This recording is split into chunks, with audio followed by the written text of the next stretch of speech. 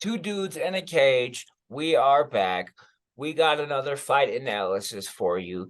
UFC 285. It's the return of John Jones, the questionable greatest of all time. He's on the main event. But before we get into that, we're going to get into the prelims. We're going to skip the early prelims, but the feature fight in the early prelims features my man, Ian Gary. Man, I'm picking Ian Gary to win. What about you, Matt?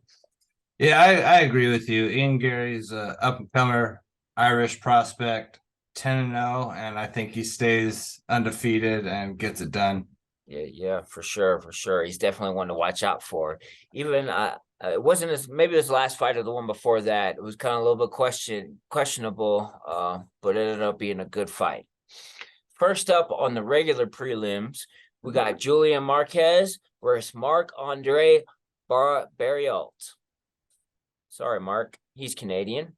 Julian is 6-0. Julian's got 6 KOs with 3 subs. He's a former LFA vet and a Bellator vet. He's a BJJ purple belt under James Krause. He was a collegiate wrestler. He also plays the violin. Something pretty cool about him is he's got a podcast titled Beauty and the Beast with some pornography actress. He likes to strike. He's got really good takedown offense, but you can take him down. I'll just say that much, as shown in Dana White Contender Series, where it's everyone keeps saying, he had a great he made a statement on that. He had a head kick KO finish on that, so maybe that's why they call it a statement, because he was taken down and he was getting controlled, and he got back up, kicked him in the face, head kick, kicked out. He's had a couple UFC fights since then, and now he's fighting Mark. Mark's got 9 KOs, 1 sub. He was a TKO middleweight champion and light heavyweight champion. Plus, he was the hybrid combat middleweight champion. With those 9 KOs, he likes to strike. I think he got lucky with that guillotine submission on Jordan Wright.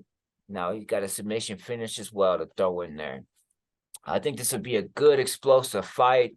Both these guys are probably going to come out and strike hard, but I think Mark's going to get the victory in this one. What do you think?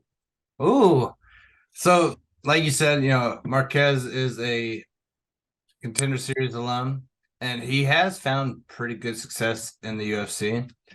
One thing is not concerning, but this is his first fight without Krause being in his corner.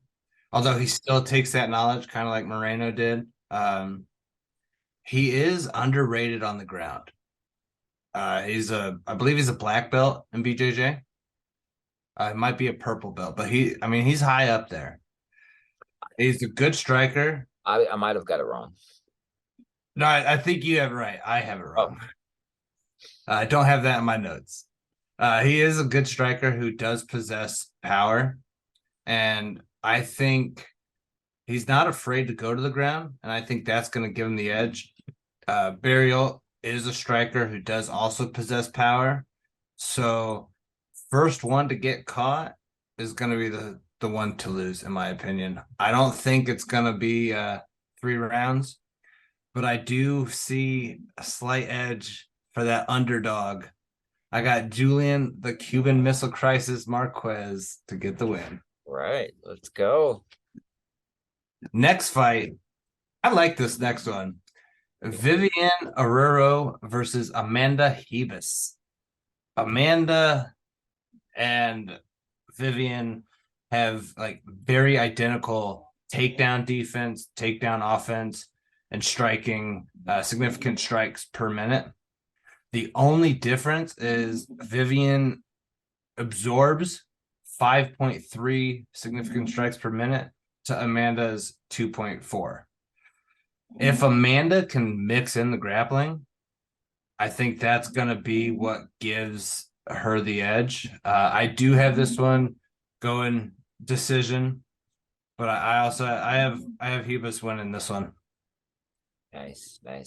Man, I think both of these women are kind of right up there as top contenders. And if they get a couple of strings of wins together, they could definitely be fighting for the title very soon. They're both very, very high top level females. It's a good fight to watch out for. Viviane, 3 KOs, 4 subs. She's a BJJ black belt. She's a black belt in luta livre, which is Brazilian submission wrestling. She was the Pancreas strawweight champion. Amanda, she's got 2 KOs, 4 subs. She's a BJJ black belt. She's a judo black belt. She trains at American Top Team. She likes to say this a lot. She was born on the mats. She grew up doing this, and all of her interviews, she talks about how her dad's a really well-known trainer, and she used to like sleep with gloves for a pillow on the mat, or think something like that. It's cute. I love how she says it. She likes to like say how she feels real comfortable and real at home in the cage. She has really good subs. She has good ground and pound, right? And I think if she can get the takedown and mix it up, that's what's gonna make the difference for her. And I'm going with Amanda as well. Let's go, Amanda. That was a good one. I liked looking at that one because they're, identical on paper. Yeah, it's so, man. I think these matchmakers have doing a really good job lately. They figured it out. Yeah, right. Yeah, it's like, man, about time. No, yeah. Man, this next fight, it's kind of a hard one. Yeah. Derek Brunson versus Dricus du Plessis.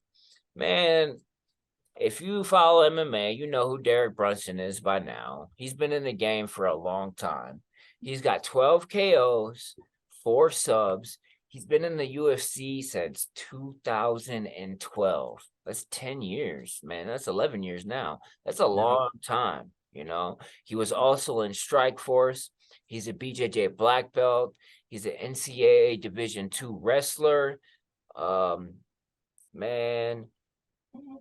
He had a cheerleader. He was a competitive cheerleader and a wrestler. He had scholarships for both. I know you laugh at that, but I was a cheerleader in high school as well. So no, I like how you brought that up because a lot of people, like, oh, cheerleading's not a sport. You have to be very athletic, right? Yeah, high level like that, dude. Yeah, so that goes to show his athleticism, and he had multiple scholarships offers and 2 different sports. That shows you how athletic this dude is. Derek Brunson can strike with you. Notice the 12 KOs, but it seems like a lot of his game revolves around taking you down and grounding and pounding you. Dricus, on the other hand, 7 KOs, 10 subs. He's a kickboxing black belt, 2nd degree, I believe. He was the EFC middleweight champ and welterweight champ. Plus, he was also the KSW welterweight champ. Dricus du Plessis is the favorite in this fight. His striking is amazing. When you watch this guy strike, it's what everybody wants to throw down. Like, he's uppercomer. A lot of people think he's going to be in the big time.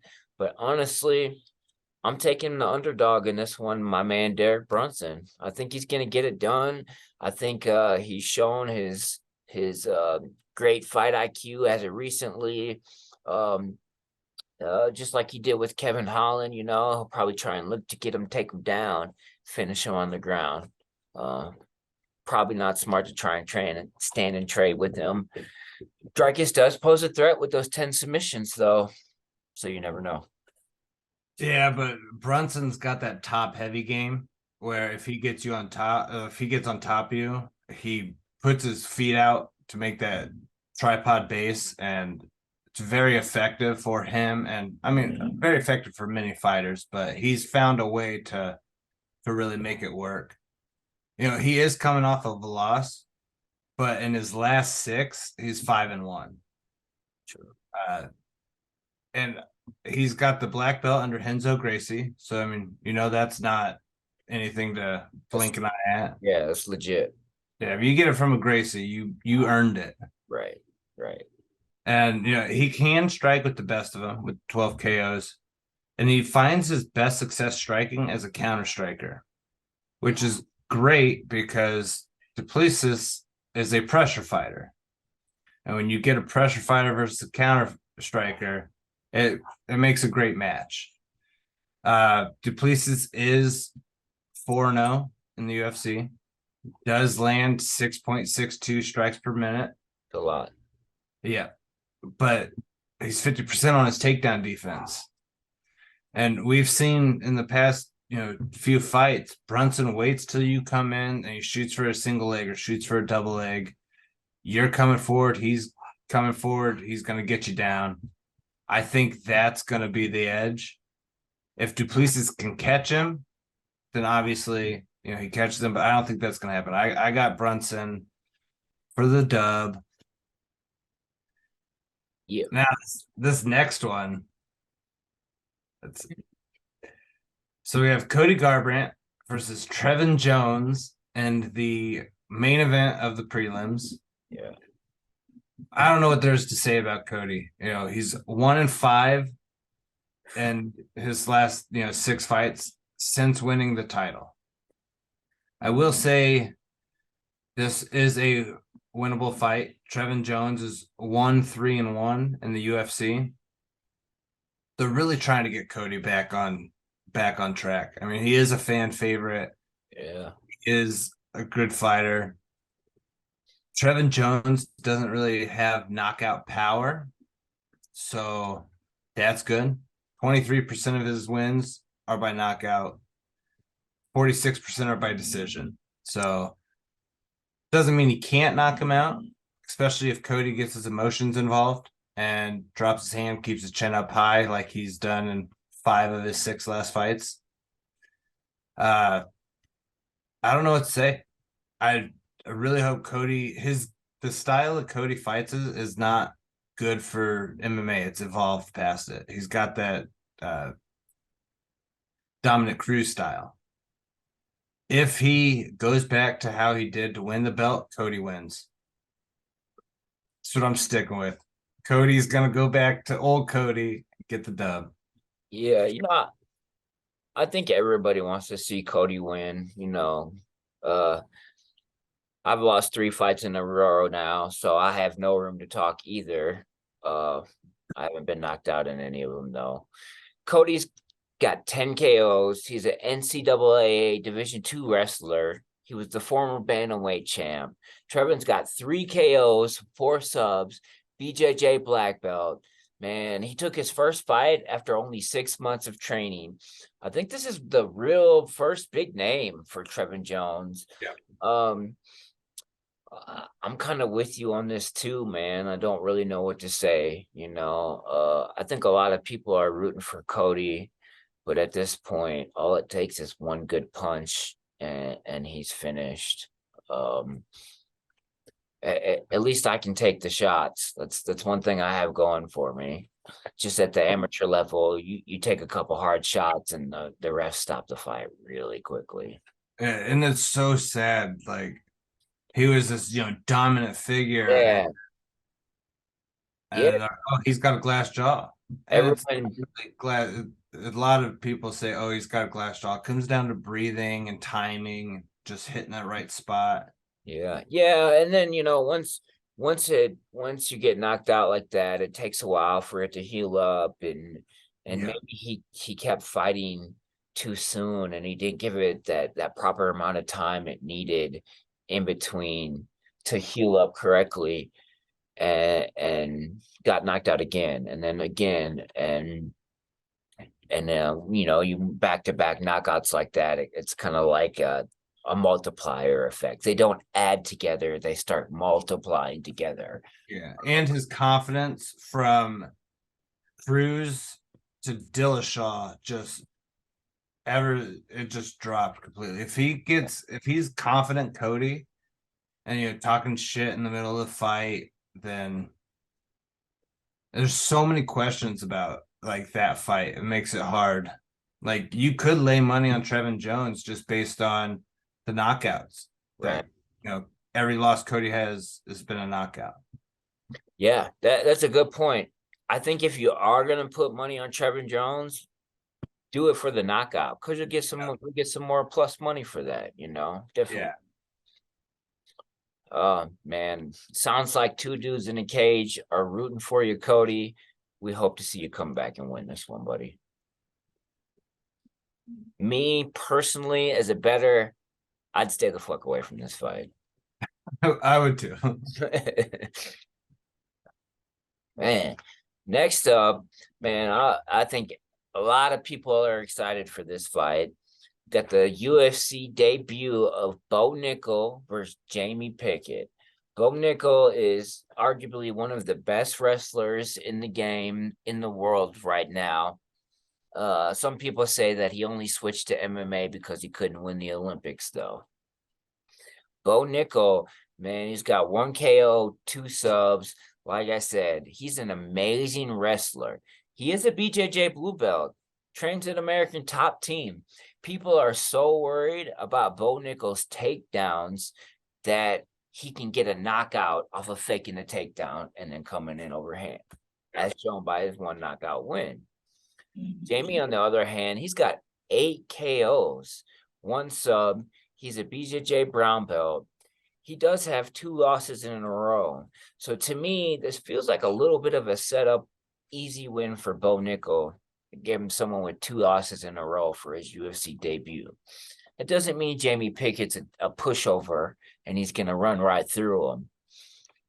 But I would expect to see Bo Nickal win this fight. With 8 KOs, Bo Nickal's probably going to be looking for that takedown pretty early and not going to try and get into much of a striking match with them if he has any sort of fight IQ. I think Bo Nickal gets it done and probably in a pretty impressive fashion, honestly. Before I make my prediction, fun fact, Jamie Pickett lost to Kyle Dukakis via Bravo choke. That's tough. How many of those have we seen? I couldn't find anything. Yeah, that's it. It's interesting. So it's basically like a for the people that aren't sure, Bravo chokes are for gi. Yeah. And the equivalent would be, you know, like a trapped in arm triangle or a God, I'm blanking out. What's the Von Flu? Von Flu. Yeah. Yeah. So it's a very rare move. Now, on to my prediction. Bo Nickal. Next, no, I'm kidding. But seriously, I think this is the most anticipated UFC debut in the modern era. Right. Bigger than Connor, bigger than Syl Anderson.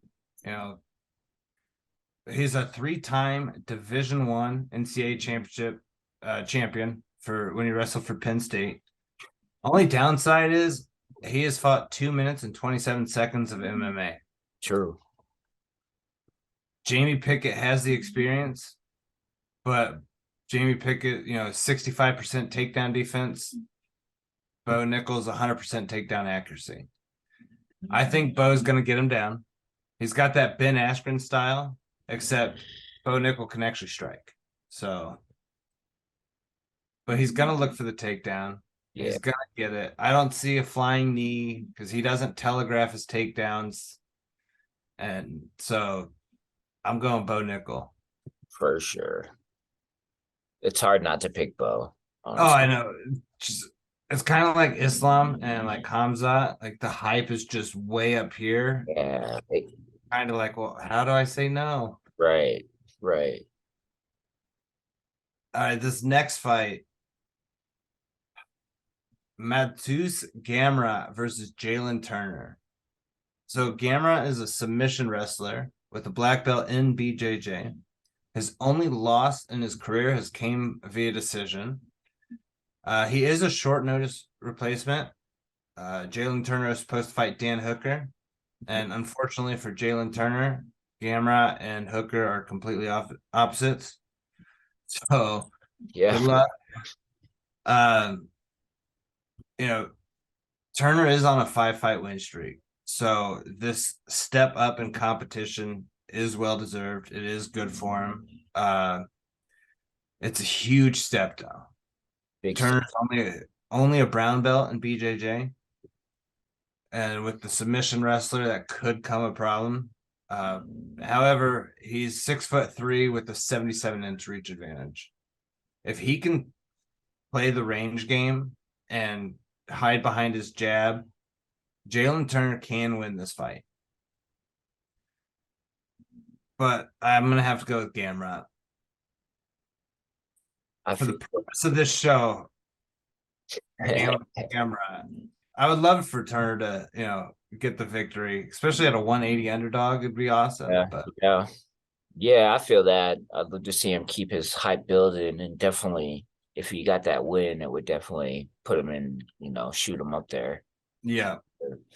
Yeah, but Mateusz, man, he's got 7 KOs, 5 subs, like you said, BJJ black belt. He's a wrestler.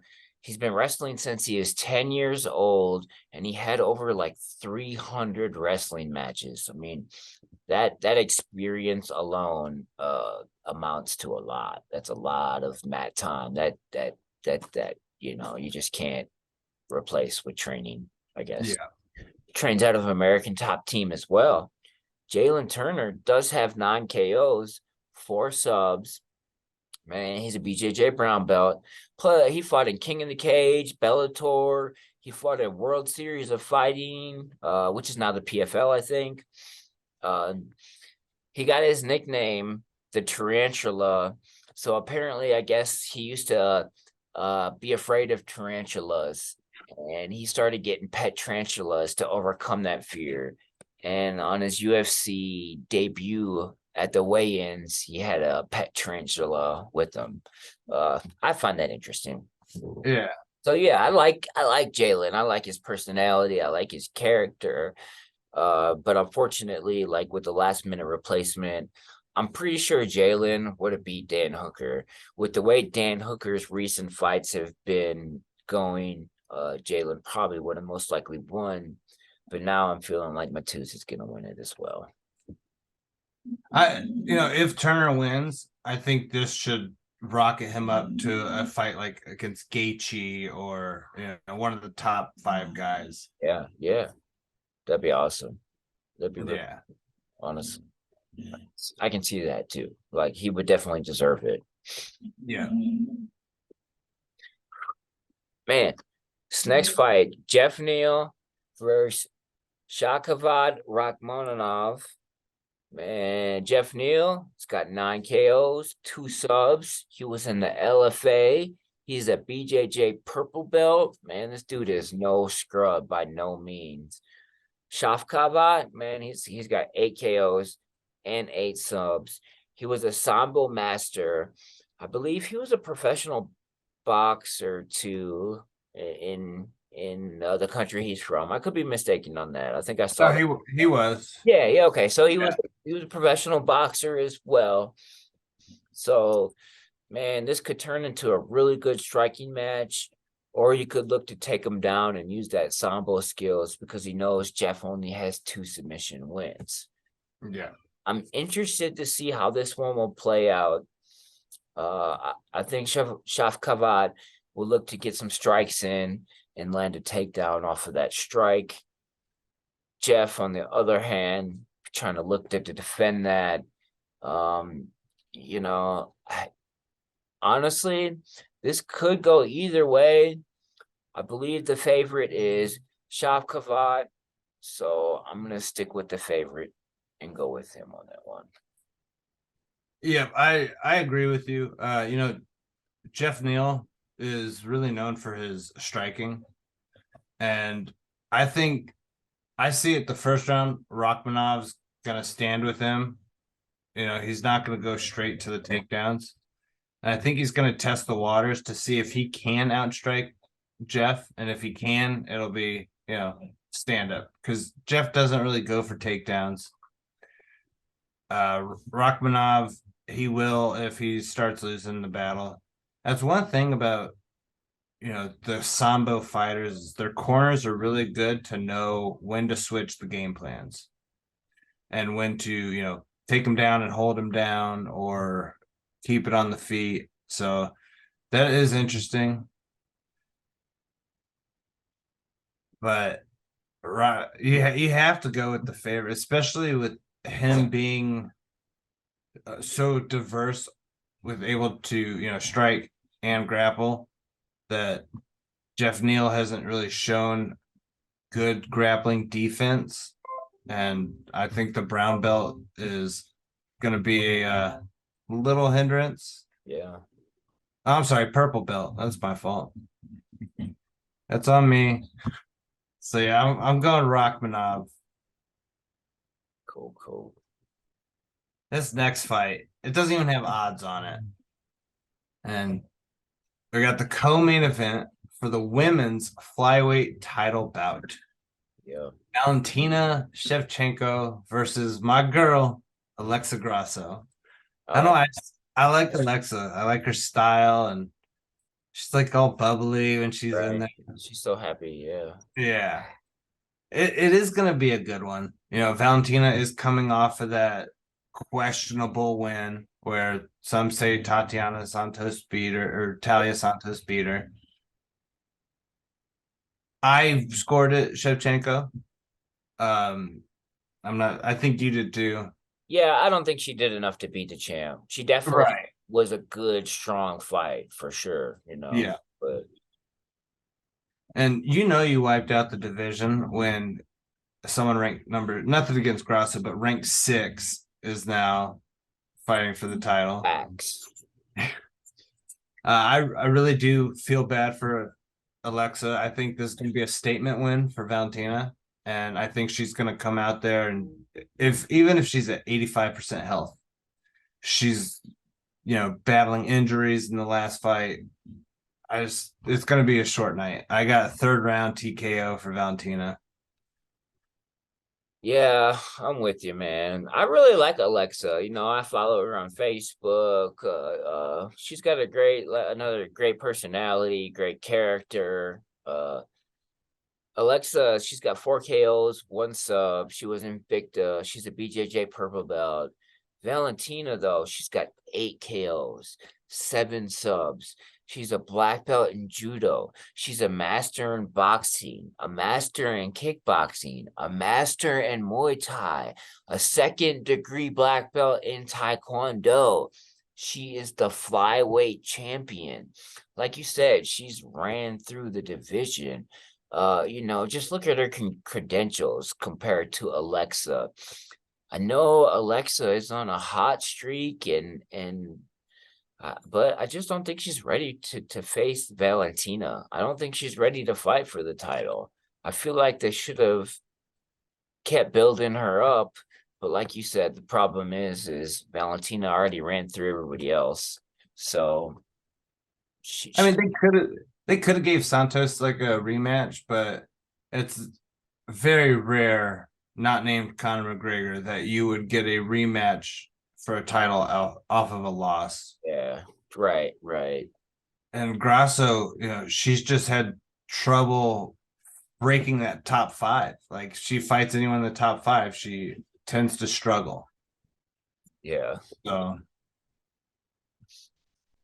This is Lobo. Lobo wanted to come say hi. He's been walking by. probably heard the cat a minute ago. I saw him walk by. Yeah, You doing? it's funny. Yeah. I agree with you. Valentina is probably going to be looking to make a statement and show that Alexa didn't really belong in there with her. It's just probably what will happen, honestly. So, man, wouldn't it be crazy though if Alexa won and got some kind of crazy victory though? Oh my god! Like just caught her in like a heel hook. Right. I definitely think Valentina will get immediate rematch. Oh yeah. Well, I want to check because if she passed the curse, that Ronda Rousey curse, because no female has defended the title more than 6 times. They get to that 6th one, they lose. Amanda Nunes lost to Juliana Pena. She's got to be right around there. Rousey lost to Holly Holm. I'm not sure, but she's got quite a few little rubies on her belt. So, Oh no, this is her 7th. So yeah. this will be 1, 2, 3, 4, 5, 6. So this will be her 8th title defense. so she'll have got She'll, all filled she'll out. have all filled out and have to go on to a new plaque. Dang, they're gonna have to start something new for her. I think what they do is I thought they were doing rubies, and then if you make it around, then they change, like it'll be a different, like an emerald instead. Oh, Yeah. that's I cool. remember when they came out with the belts, they had something like that. I didn't know that. That's cool. I like that. Yeah. It's something new. Right, right. Yeah, it shows. Like, yeah. Interesting. On to the main event. Man, this is what everybody has been waiting for. I think this pay-per-view is gonna sell like crazy, honestly. John Jones versus Ciryl Gane. Man, everybody knows who John Jones is. Like I said earlier, he's questionably the greatest of all time.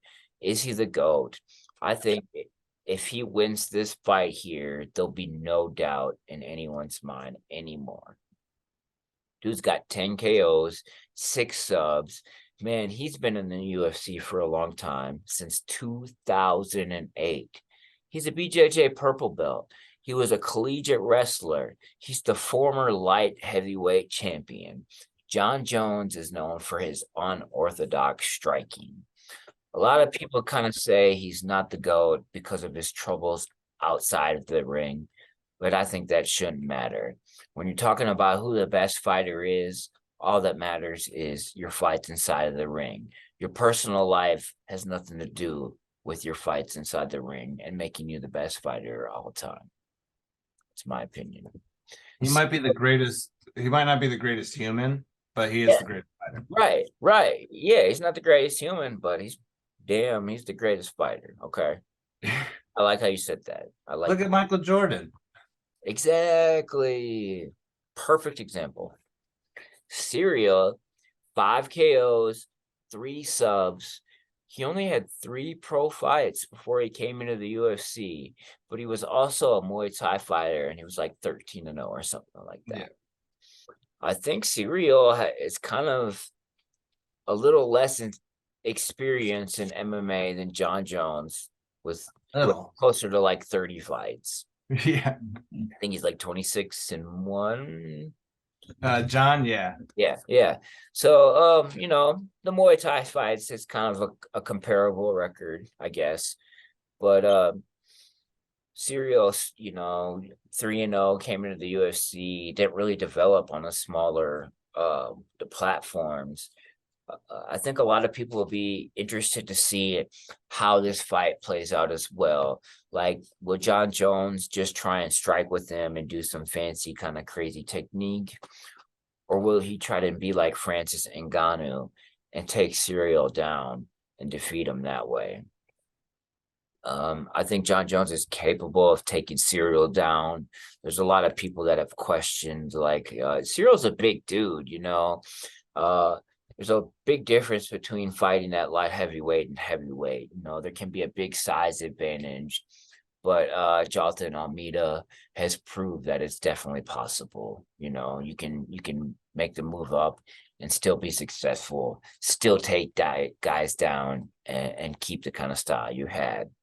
Well, John also, he's coming off a 3-year layoff. Yeah. He did that. He didn't want 3 years. He wanted like a year and a half to put on weight. So he stacked up to, 270, 280, and then trimmed back down to, I'm assuming John will weigh in about between 240, 250. Yeah. And I think that's perfect weight for a heavyweight. Right. Sure, Francis Ngannou, and you can't get there, and you look like a chiseled Greek statue. Weighing in at 266. Yeah. True. Yeah, Ciryl has been posting a lot of I think he's trying to play some mind games, like, oh, I'm lazy, and I only train grappling when I have a fight booked, and I only train when I have a fight. And John Jones is like, man, I don't believe none of that mess. Like, dude, I know exactly what you're trying to do. Like, nah. Did you see what John came out with? I seen it this morning. He said Ciryl trains pretty. Like he's got he's got his pretty clothes on, and Yeah. he's not fighting guys that bigger than him, starting on bottom position, Right. Right. which that could be, it could be a game, mental game where they, put a 150-pounder on Ciryl and he just like tosses him up. But it could be real, Yeah. Yeah. True. True. Yeah. especially in a small gym in France. Right. Right. Not as many people to bring in. Yeah, That's because even Francis said, he left because the training competition just wasn't there. right. Right. So many questions. Yeah. Yeah. I think we know who I'm picking, but if you don't, it's John Jones. Yeah, you covered so much that I was gonna say. Oh, my bad, my bad. No, it's great. Like obviously we've heard that Ciryl only trains when he gets a fight, which that may not be a lie. He could be in the gym every day, but because remember John, when he was a younger fighter, he would talk about off season where Yeah. he would still go in the gym, but he wouldn't go 100%. He would go in like just do light pad work. Just so I mean, Ciryl could do that. And Right. There's a difference between training and training for a fight. So yeah, um, we do know Cyryl's grappling is not high level. We've seen that with Ngannou taking him down with ease. There's a lot of questions with John, and 3 years off. It's his longest layoff, but it's not his first. He's had years off with the picograms yeah. and the jail. He has struggled against opponents that have a reach of 80 or more. Gustafsson, the first fight. Yeah. Yeah. And so Dominic Reyes, which again, you could argue that Jones lost that fight, but I don't think Reyes did enough to get the win. So I think John did win. Let's say John's fight IQ is probably the highest in the game. He has been hittable, but he's also only been hittable against guys he knew couldn't knock him out. Like Daniel Cormier. He even at heavyweight didn't really have one punch knockout power. You know, Gustafsson, same way. The guys that he was getting hit by weren't posing a threat. I don't think he's gonna let Ciryl get clean shots on him. I think John's gonna keep his range, he's gonna throw those teep kicks that are game changers. And he's fought all styles from 2008, Chuck Liddell, Lyoto Machado, to now. It's the game evolution of the game. Yeah. Youngest champion in UFC history. Yes. Yeah. At the same night he won that title, he stopped a robbery when he was meditating in Newark. Before the fight. Yeah, before the Yeah. fight. Yeah. I do think that he's he's gonna go in to prove that he's the GOAT. This is the fight he's gonna do it with. People say his last 3 fights weren't, but let's be honest, he's even said they just didn't get me interested. So he barely trained against Anthony Smith, Dominic Reyes, and Thiago Santos. Right. Still won. He was doing bumps of coke, 2 days before the fight when he fought Daniel Cormier the first time. Still won. Sounds crazy to me, honestly. Yeah. Like I can see that after training, but like doing that before training just sounds like crazy to me. That'd be like slamming 3 Red Bulls, and then going to train. My fucking heart would explode. He's a different level. And I personally think he's the GOAT. Like you said, even with the, outside the stuff. Yeah. It's just, he's a once in a generation, once in a lifetime fighter. He's the LeBron James of our sport. a lot of people are like, yeah, he's the GOAT, but he has like 7 or 8 asterisks by his name, So what? I Yeah. think that's probably just people hating on him, Yeah. because he was able to be so sloppy and get so far. Yes. And those people tried their best and didn't get anywhere close to he did. He's the I kid. can recognize that because people hate on me and say, "Oh, I ain't shit," and I'm just am what I am.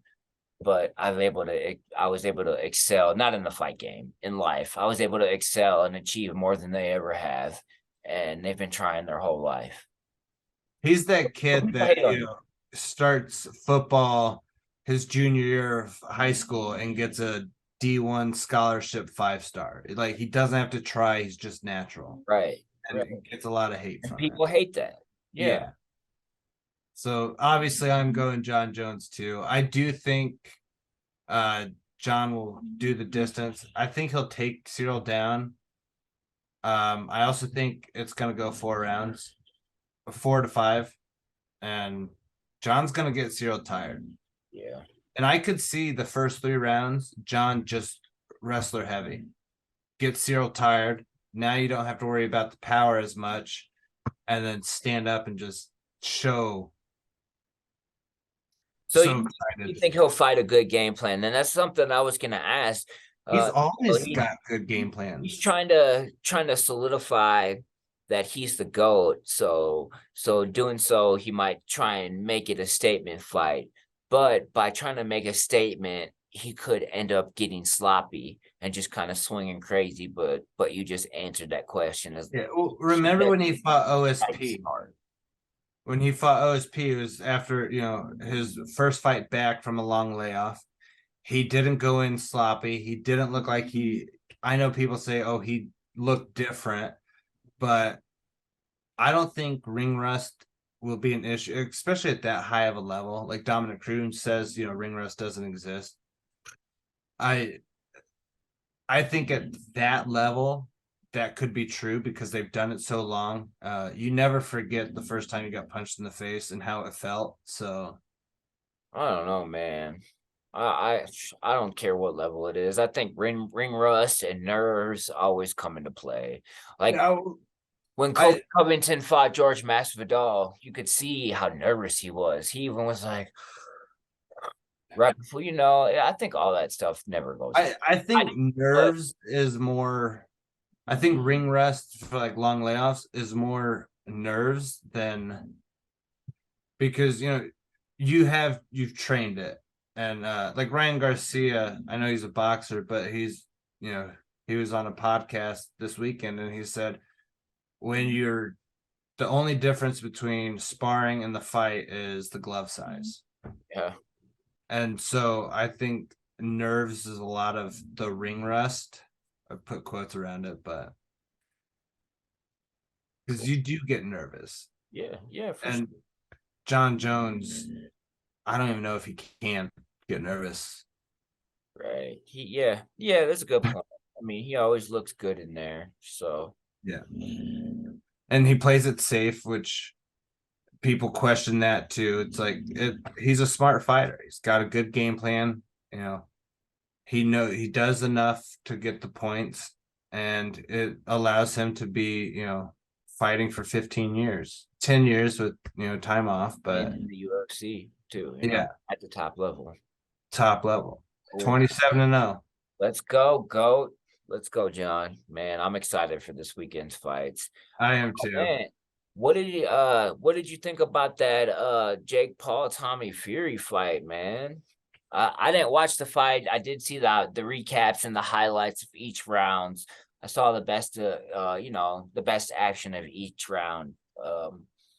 I think Tommy did win that fight. I think Jake looked tired almost, man. Looked like he kind of gassed out a little bit. His face was getting red and When wasn't. Jake fought Anderson, he threw the jab and feints a lot. And he looked like he went in that fight only to knock out Yes. Tommy Fury. It didn't throw a jab. It looked like when he was fighting Tyron Woodley the Yeah. first time. Yeah. And I wouldn't mind it, they'll probably run it back. Jake, still for being 7 fights in, is still fighting higher competition than, most young pros. So True. he'll box again though. Yeah, definitely. It was a knockdown though. I will say that. It was not a slip. It was a knockdown. He caught him.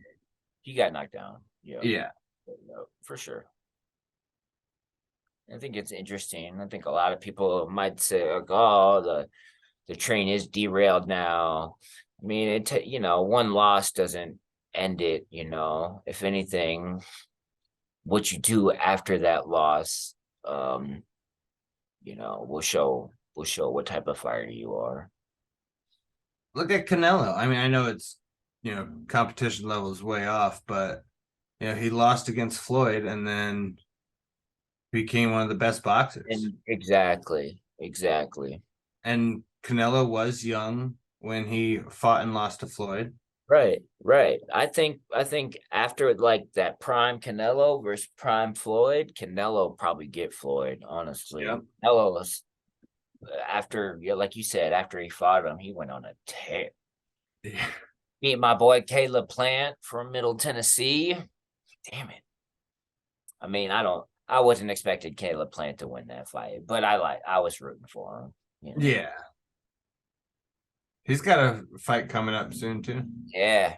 I like dude, man. Caleb Plant, dude, he's got a super cocky attitude. He be talking shit. Yeah. I forget the guy's name he's fighting now, but he bought the website and is like selling merchandise off of the other dude's name. He bought the website for his name and is like selling merchant. Like it's pretty funny. That's gonna be how people do their shit talk, like pre-fight shit talking nowadays. Just buy websites and sell their merch under their name. Yeah. That's how it's done. Shoot. Yep. That's funny. Yeah. Man, dude, we are ready. We cannot wait until Saturday night. We hope that you tune in too. We hope that you use our advice to win some money. We appreciate you watching, man. We're continuing to grow. What do you got, man? Take us out. Comment, like, subscribe. Let us know how much you win. Yeah. Let us know your picks.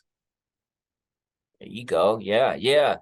Don't just be one of them stupid guys who comment the same thing over and over for 20 comments to just get noticed. Put some real comments in there. We're starting to get some, but we'd like to see more. Yeah. 2 dudes in a cage. UFC 285 analysis and prediction.